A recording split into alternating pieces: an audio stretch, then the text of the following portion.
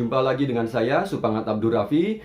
Sahabat-sahabat sekalian, kali ini saya ingin berbagi cerita yang saya kutip dari modul LUTC, Life Underwriter Training Council. Nah, jadi ini adalah kisah tentang Rudy dan Betty. Dalam modul tersebut, dikisahkan kira-kira seperti ini. Rudy dan Betty adalah sepasang suami istri dengan 2 orang anak yang masih usia sekolah. Rudy adalah seorang profesional muda yang karirnya sangat bagus, temannya banyak, jaringannya luas.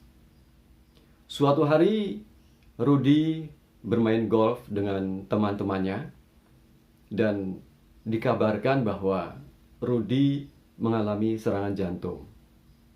Lalu Rudy dibawa ke rumah sakit, tetapi sayangnya tidak tertolong. Nah, hal itu tentu membuat Betty sangat sedih dan juga sangat bingung. Betty bingung bagaimana mau menjalani kehidupan selanjutnya tanpa Rudy. Betty bingung bagaimana mau melunasi sisa cicilan rumahnya dan juga sisa cicilan kendaraannya. Betty juga bingung bagaimana mau membiayai anak-anaknya sekolah. Apalagi sudah lebih dari 10 tahun, Betty tidak pernah bekerja.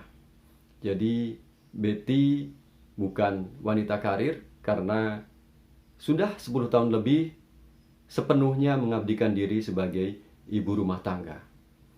Jadi, kalau kali ini dia mau mencari pekerjaan, dia juga bingung kira-kira apakah masih ada perusahaan yang mau menerimanya untuk bekerja. Nah, dalam kesedihan dan kebingungan itu, apa yang Betty bisa lakukan hanyalah menangis. Saat Betty sedang menangis di dapur, tiba-tiba pintu rumahnya ada yang mengetuk. Dan ternyata yang datang adalah seorang agen asuransi yang dulu sering menemui suaminya ketika masih ada. Jadi, agen asuransi tersebut dulu sering menemui Rudy saat Rudy masih ada. Nah, agen asuransi tersebut menyampaikan kabar kepada Betty bahwa ternyata Rudy memiliki polis asuransi. Kemudian agen asuransi tersebut juga menyampaikan bahwa perusahaan asuransi yang menjadi mitranya akan melunasi seluruh sisa cicilan rumahnya dan juga seluruh sisa cicilan kendaraannya yang belum selesai.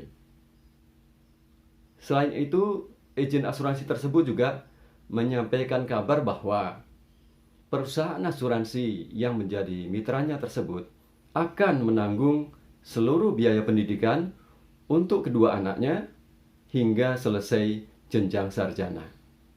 Jadi Betty tidak perlu bingung lagi mengenai biaya pendidikan untuk anak-anaknya. Nah, apa yang disampaikan oleh agen asuransi tersebut tentu merupakan secercah cahaya yang mengobati kesedihan dan kebingungan Betty.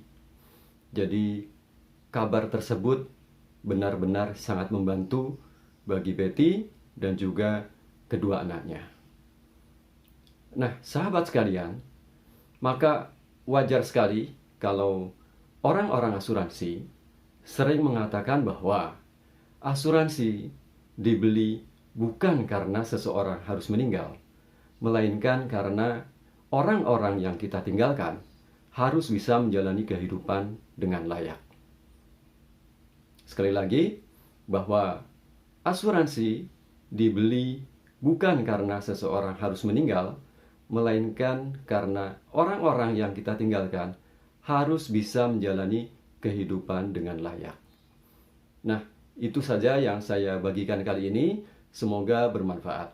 Terima kasih, sampai jumpa.